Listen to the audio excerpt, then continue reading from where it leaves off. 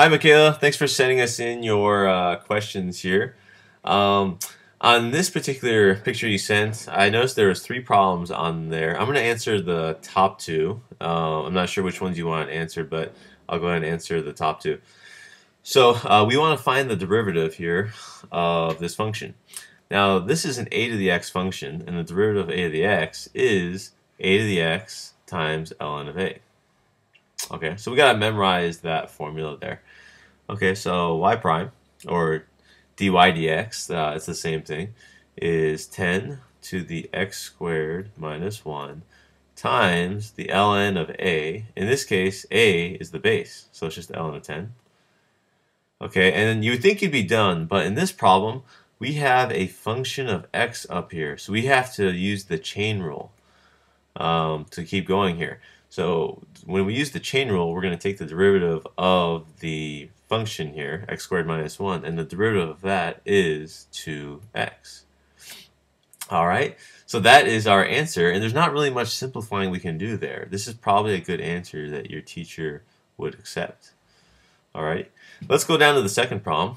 We need to find the domain of this function. Well, there's one thing we just need to know. Whenever you take the log of anything, this number must be positive. It's got to be positive, no matter what. So what we're going to do is set x squared minus 4 greater than 0, because it's got to be positive. So we factor x minus 2, x plus 2 is greater than 0. Okay, and then we make our number line with our critical numbers. Our critical numbers are negative 2 and 2.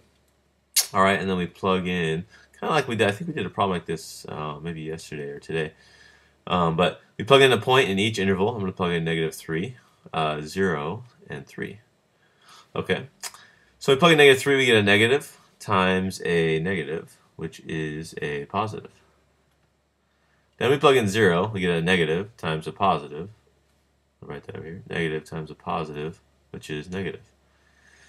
Then we plug in 3. 3 minus 2 is 1, which is positive, times a 3 plus 2 is 5, which is positive. Positive times a positive is positive. Notice we only care about the signs. We don't really care about the numbers so much. We just care about the signs. And we want this to be greater than 0.